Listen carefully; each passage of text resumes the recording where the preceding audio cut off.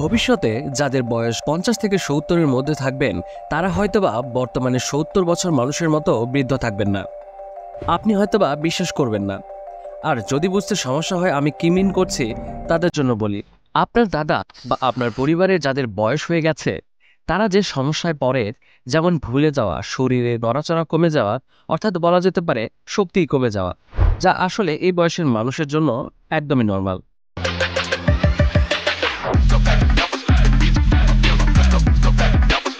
আগামী 10 থেকে 15 বছর পরে যারা জন্ম নেবে তারা হয়তোবা আপনার আমার দাদুদের মতো এত বৃদ্ধ দেখাবে না।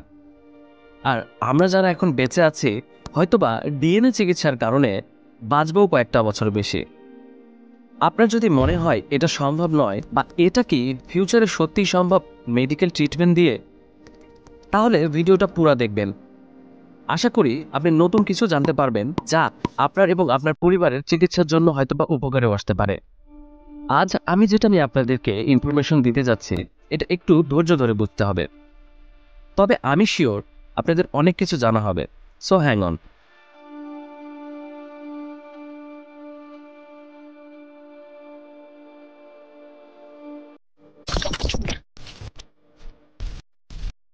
ধরেন আপনি ডাক্তারের কাছে গিয়েছেন, আপনার জ্বর হয়েছে, আপনাকে ডাক্তার ওষুধ দিল, সাথে গ্যাসের ওষুধও দিয়ে দিল। কিন্তু আমাদের দেশে তো অনেক ধরনের গ্যাসের ওষুধ আছে। আপনার একটু অ্যাসিডিটির সমস্যা থাকলে আপনার হয়তোবা একটি নির্দিষ্ট গ্যাসের ওষুধ প্রিয় রয়েছে। আই মিন কোনো গ্যাসের ওষুধ আপনার উপরে বেশি কাজ করে, অনেকের আবার দেখবেন ওই ওষুধ কম কাজ করছে। এটা কেন হয়? এটা আসলে আপনার ডিএনএর কারণে হয়। ডিএনএ আজকে আমাদের টপিকের মূল বিষয়। ডিএনএ হচ্ছে building blocks of human body. বাড়িঘর যেমন একটা একটা করে ইট দিয়ে তৈরি হয়, ঠিক ডিএনএ তেমন। আপনাদের একটু সহজ করে বোঝায় আসলে ডিএনএটা কি। ডিএনএ আমাদের মোবাইলের কিবোর্ডে থাকা এই ইমোজিটা, মানে যেটা আমাদের শরীরে রয়েছে, নট দিস ইমোজি। আর এটার এইটুকু সাইজে 700 এমবি স্টোরেজ রয়েছে। ভাবছেন ডিএনএ, শরীর, স্টোরেজ, ব্যাপারটা কি? আসলে ডিএনএতে যে কোড লেখা আছে তা আমাদের কম্পিউটারের মেমোরিতে সেভ করতে লাগবে 700 এমবি স্টোরেজ।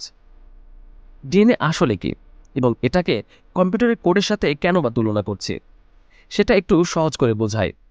কম্পিউটারে যেমন 0 এবং 1 দিয়ে ডাটা সংরক্ষণ করা হয়, ঠিক তেমনি আমাদের ডিএনএতেও তথ্য সংরক্ষণের জন্য বিশেষ কিছু কোড রয়েছে, যেখানে 4টি অক্ষর ব্যবহৃত হয়, এ, সি, টি এবং জি, যা আসলে ডিএনএর রাসায়নিক বেসগুলোর প্রতীক। বিজ্ঞানীরা এগুলোকে অ্যাডেনিন, সাইটোসিন, থাইমিন ও গুয়ানিন নাম দিয়েছে যাতে সহজে বোঝা যায়। ডিএনএর এই অক্ষরগুলো বিশেষ ক্রমে সাজানো থাকে এবং এর মধ্যেই আমাদের জীবনের যাবতীয় তথ্য লুকানো আছে, ঠিক যেন এক জীবন্ত কম্পিউটার। ডিএনএ হচ্ছে আমাদের শরীরের জন্য একটা ম্যানুয়াল বা নির্দেশিকা, যেখানে সবকিছু লেখা আছে। আপনি যেমন কোনো মেশিন বা ডিভাইসের সাথে ম্যানুয়াল পান, সেটার কাজ কিভাবে এবং সেটার ভেতরে কি কি আছে সেটা জানতে পারেন, তেমনি আমাদের শরীরের প্রত্যেকটা ফাংশন কিভাবে হবে সেটা ডিএনএতে লেখা থাকে। সহজ ভাষায় ডিএনএতেই লেখা থাকে আপনার চোখ, নাক, কান, হাত, পা সবকিছুর আকার, আবার গায়ের রং, অসুস্থতা, এমনকি আপনি কোন বিষয়ে ট্যালেন্টেড এটিও ডিএনএতে লেখা থাকে। এটা হচ্ছে কোনো এক ব্যক্তির পুরো ডিএনএ কোড, যা এই ছোট্ট একটি সেলের মধ্যে রয়েছে। আর এরকম কোটি কোটি অগণিত সেল দিয়ে আপনি তৈরি হয়েছেন। সুতরাং আপনার শরীরের প্রত্যেকটা সেল একটা আরেকটার কপি। আচ্ছা যাই হোক, এই ডিএনএ কেন এত গুরুত্বপূর্ণ? আচ্ছা তার আগে একটা সহজ উদাহরণ দেই। আমাদের মধ্যে অনেক মানুষ আছে যারা ধনিয়া পাতা খেতে একদমই পছন্দ করেন না। পছন্দ করে না এমন নয়, তারা খেতেই পারে না।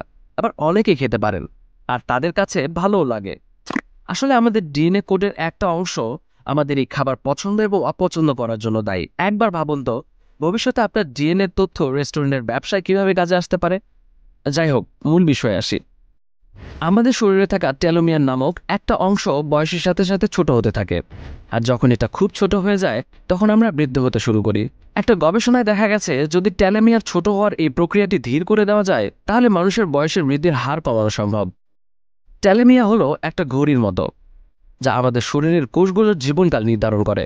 এখন বিজ্ঞানীরা টেলোমিয়ার লম্বা করার চেষ্টা করছে যাতে বয়সের প্রভাবকে দেরিতে আনা যায়।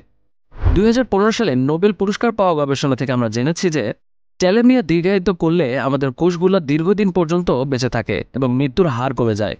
আরও একটা উদাহরণ দিলে ভালোভাবে বুঝবেন। একটি গবেষণা হয়েছে ইঁদুরের উপরে, যেখানে তারা ইঁদুরের ডিএনএ পরিবর্তন করে তাদের বয়স কমিয়ে দিতে পেরেছে। ইঁদুরের টেলোমিয়ার বড় করে দেওয়া হয়েছে এবং তার ফলে দেখা গেছে তাদের আয়ু অনেকটাই বেড়ে গেছে। তারা স্বাভাবিক ইঁদুরের তুলনায় অনেক বেশি দিন বাঁচছে এবং স্বাস্থ্যও ভালো হচ্ছে। এটা ভাবতে পারেন, যদি ইঁদুরের উপর এই পরীক্ষা সফল হতে পারে, তাহলে মানুষের জন্য এটা কত সম্ভাবনা হতে পারে। আরেকটা উদাহরণ দেওয়া যায়। ক্রিসপ নামে এক ধরনের প্রযুক্তি এসেছে, যার মাধ্যমে ডিএনএর নির্দিষ্ট অংশ কেটে ফেলা বা নতুন অংশ ঢুকিয়ে দেওয়া যায়। এই প্রযুক্তিটি এমন পর্যায়ে পৌঁছেছে, আপনি যদি চান ভবিষ্যতে হয়তো আপনার শরীরের যে কোনো জিনগত সমস্যার সমাধান করা সম্ভব। অর্থাৎ যদি আপনার ডিএনএতে এমন কিছু থাকে যা আপনার ভবিষ্যতে কোনো রোগের কারণ হতে পারে, সেটা আগে থেকেই মেরামত করা যেতে পারে। এটা শুধু রোগ নয়, আপনার শরীরে বয়স কমানোরও কাজে লাগতে পারে।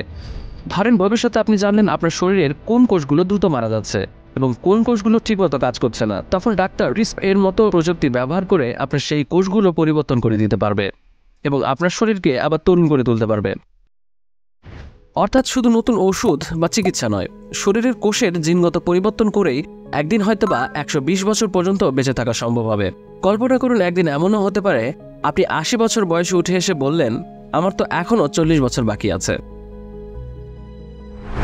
এখন আপনি ভাবছেন এগুলো তো শুধু গবেষণা, বাস্তবে কবে হবে?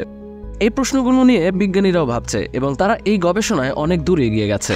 আমি নিচে কিছু গবেষণার ভিডিও এবং আর্টিকেলের লিঙ্ক দিয়ে দিব, চাইলে ভালোভাবে দেখে আসতে পারেন।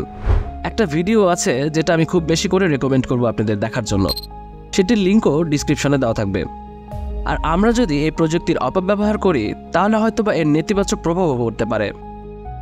তবে আমরা যদি সতর্ক থাকি এবং এর সঠিক ব্যবহার নিশ্চিত করি, তাহলে এই প্রযুক্তি আমাদের জীবনকে সম্পূর্ণ নতুন এক মাত্রায় নিয়ে যেতে পারে। এখনও কি মনে হয় যে ভবিষ্যতে 120 বছর বাঁচা সম্ভব নয়? যারা ভিডিওটি এই পর্যন্ত দেখেছেন, একটা লাইক দেবেন প্লিজ, যাতে আমরা বুঝতে পারি কতজন জ্ঞান পিপাসু মানুষ রয়েছে আমাদের ফলোয়ার।